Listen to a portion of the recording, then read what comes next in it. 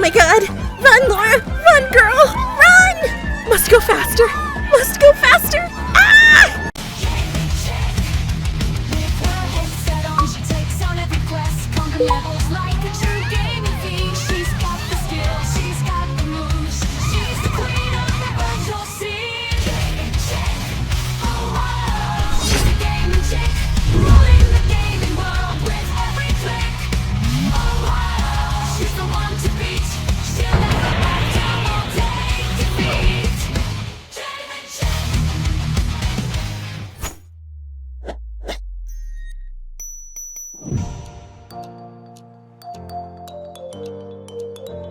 Hello once again, my chickadees. Game & Chick is back once again with another review. Before we get started, I'd like to give a big thank you to the kind folks over at PlayStation for providing me with a review copy of the game to make this review possible. Thank you so much. So now with that having been said, onwards we go. Astrobot is the latest entry into the Astrobot platformer series, and it is developed by Team Asobi and published by SIE, with Sony desperately needing to find something in their gaming catalog that isn't a typical over-the-shoulder cinematic third-person experience. They turn to Team Asobi to give them the diversity in genre that they desperately need. However, is little Astrobot capable of carrying the load that heavy? Or is this bite-sized hero best left to tech demos like VR games like his original game and Tech Demo Playroom? Only one way to find out, so let's go! We've come a long way for our little robot boy since his days of VR. With a character once seen as a novel idea to sell the idea of a VR gimmick, then turned into an even grander scaled tech demo to showcase all features of the PS5, as well as give love to PlayStation's long history in the business, fans have fallen in love with the little guy and grown to love his series for its creativity, its fun, its design, and overall just solid platforming. It became PlayStation's feel-good franchise, and for good reason. Not only has it filled the gap that characters like Ratchet and Clank or Ajax and Daxter used to fill, but it also gives something the PlayStation brand desperately needs: diversity. Too long have Sony gotten the rep of being the stronghold of all things cinematic. Too many games feeling copy and pasted formulas at times, with over-the-shoulder experiences and just swapping out whether it's a shooter or melee combat. It's taken on the same role as Heavy Rain with Press X to Jason. Jason! Jason! Only in Sony's case, it's Press X to Cutscene. Because that's what a lot of the titles nowadays have turned to, even in their more platformer-based titles like Good on Knack, a game that should squarely focus on platforming, but instead has you jump over a ledge and immediately hit a 5-minute cutscene. Why? Knack buddy, you were supposed to defeat the QTE, not join them! Jokes aside, the bottom line is that something needed to come along to break up that formula completely. And now here it is. Astrobot in 2024, a platformer that takes what was loved in its VR outing and Playroom and expands it to even greater heights, adding and weaving in 3 decades worth of PlayStation history in one big odyssey across the world of PlayStation in a whimsical adventure to save all the bots around the galaxy, as well as collect parts for your broken down ship, which is a giant PlayStation 5. If only it were this easy to take apart or put PS5s back together. I mean, have you tried taking the piece off the dang thing to switch out the old white version for a Spider-Man version? It's no easy task, believe me. I literally felt like I was able to Captain America the crap out of it and just rip it in two like he ripped up a log. Oh yeah, I'm that strong. Well, when it comes to crashing in games, that is. But we don't need to talk about that right now for my own embarrassment's sake. Astrobot this go-around sets its sights higher than ever before. In the Playroom tech demo that launched with the PS5, you were confined to a small hub area that was homage to the PlayStation consoles of old, all of which house levels for you to sink your teeth out that all showcased features of the DualSense controller, as well as offer ways to gain collectibles that showcase PlayStation's history like a trophy room. Basically, it was every hardcore PlayStation fan's dream if we all weren't so poor to afford a house the size enough to fit everything in. I might be able to, but I'm out here buying collector's editions for Night Trap and spending like $40 on popcorn heads that look like a xenomorph and alien, so yeah, priorities aren't exactly in the right frame of mind, but I regret nothing. As evident enough because I own the Marvel vs. Capcom Easter eggs. What? Oh, I mean the Infinity Stones. Yes, Infinity Stones. That's exactly what they are. Sure, Marvel. Personal spending habits aside, you are prepared for a whimsical odyssey of joy that showcases and celebrates PlayStation heroes such as Ratchet & Clank, Resident Evil, Metal Gear Solid, Boy, Ape Escape, and Parappa the Rappa. Uh-oh, my boy is back and looks better than ever. I'll just act like I'm this universe's variant of Parappa and just wear his costume. That way I can pretend I can actually rap like him. But I'm not a rapper. Hello, PlayStation. You made a trailer. I saw that. Had lots of platforming. I liked that. Full price on day one. I copped that. Oh! Spitting that hot fire! Hold up. I'm not a rapper. But since we're here, you know, it has been 4 years after all. Thinking back to that day.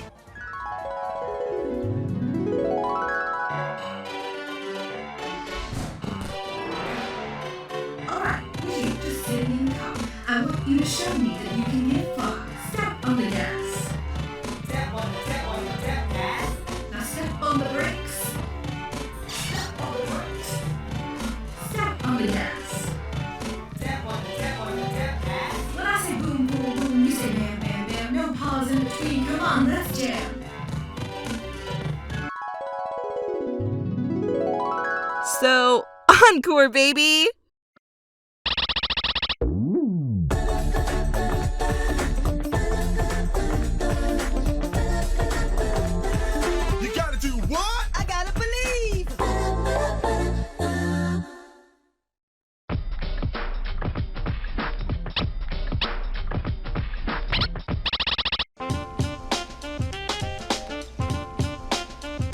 Every single day, stress comes in every way. I ain't got no time for nobody. My style is rich, dope, fat, and wish. We'll make a cake today that looks rich. Crack, crack, crack the egg into the bowl. Crack, crack, crack the egg into the bowl. M-I-X the flour into the bowl. M-I-X the flour into the bowl. Crack, crack, crack the egg into the bowl. Crack, crack, crack the egg into the bowl. Cheep, cheep, cheep, the name of your soul. The other day, I was called a little turkey. But I'm a chicken, got it? You beef jerky.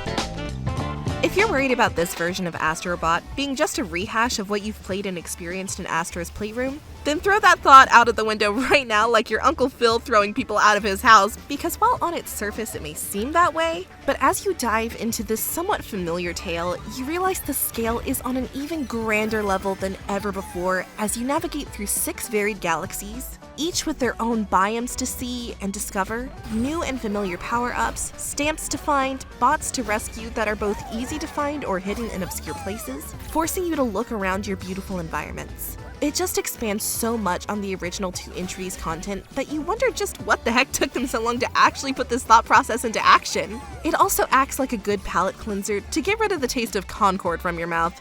Rest in peace, Concord. I didn't think you were amazing, but you definitely weren't as bad as the Borderlands movie or whatever the heck they're doing with the upcoming Minecraft movie. I mean, what in the blue hell is that? I am Steve. No, you aren't Steve. I personally know Steve, and that jerk constantly destroys my backdrops in my videos. This is just Jack Black in a blue sweater in a $20 budget cosplay. Oh, hey gaming chick. Fancy meeting you here. Small world, isn't it? Dang it, Steve! Long have I ranted in my reviews, social media, or to people that didn't care what I was talking about, that I truly believed if Sony cared enough and dipped into the old PlayStation, like Jim Ross screaming and proclaiming, "The old Stone Cold!" that they could create an IP that not only rivaled Mario, but perhaps would be able to stand side by side with him, just as our boy in blue Sonic the Hedgehog has. It took a while, but it seems like that time has finally arrived, and that they have given the keys to the kingdom to the cute little tech demo bot, now turned company mascot.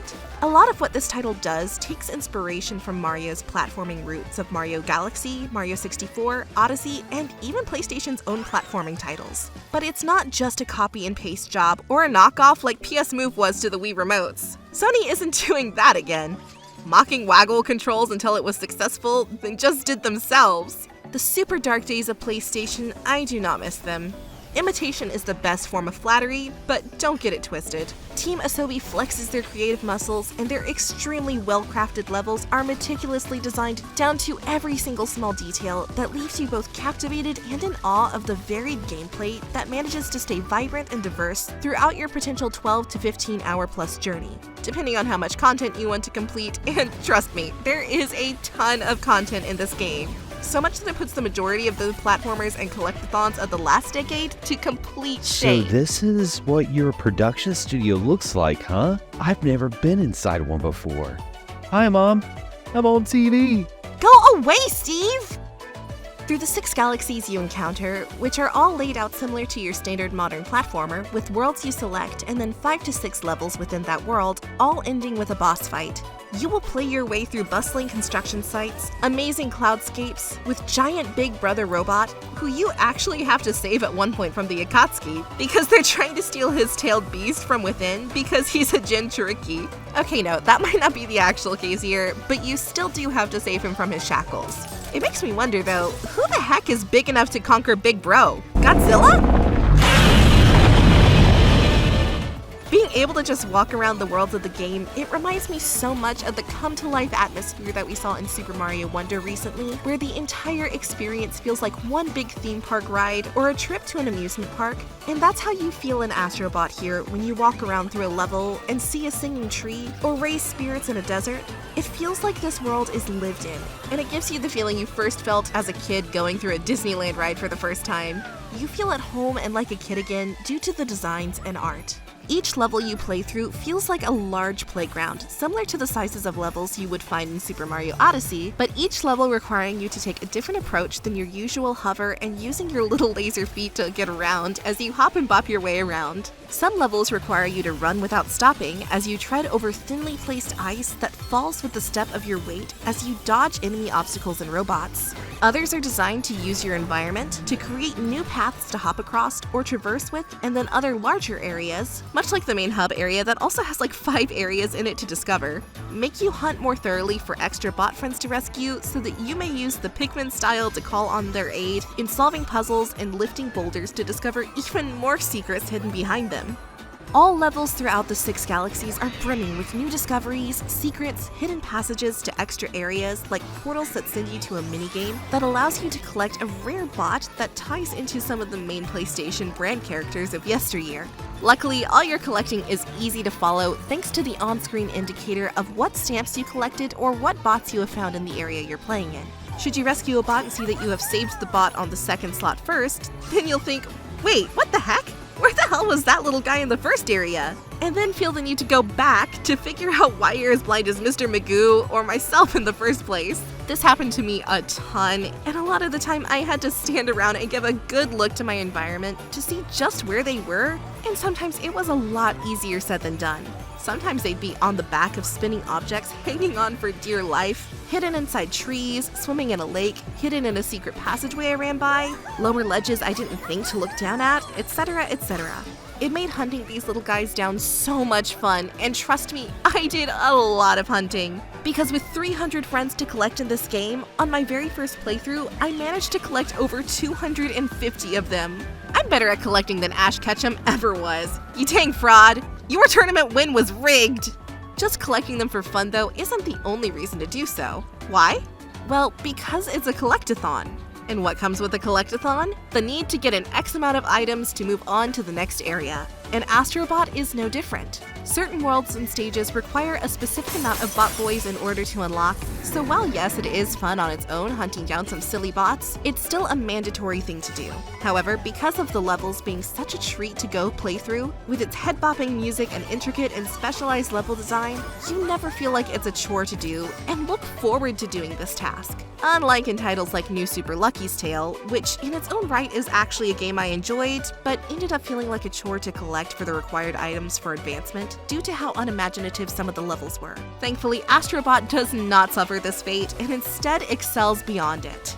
For all its creativity and imagination it has, I do think there will be several things that might tend to get on some gamers' bad side or annoyed side should they be looking for a game that challenges your platforming skill to its very core. Well, because this title is very, very lenient on its difficulty level. Majority of the 6 worlds you really don't die too much, even with one-hit kills, because our little guy is just a weak little innocent boy. While it does rely on your own individual skill level, sure, but with checkpoints placed in really good spots, no game over screens for outright dying, you won't really struggle too much to make it past a challenging area in the game. Well, that is until you unlock the extra stages that you find via falling meteors and flower-like stars in space. When you're zooming your DualSense spaceship across the map, every now and then you'll either see sparkling areas inside the star flowers, which you can fly into and twirl around in, which unlocks new levels, as well as pull an Armageddon and get your Bruce Willis on and slam into falling meteors, which unlocks 4 or 5 new stages to play, all more difficult to complete and all rewarding you with a rare PlayStation bot. These levels at times absolutely kicked my ass. Similar to the beating that I'm going to have to give Steve should he show his ugly block face around here again.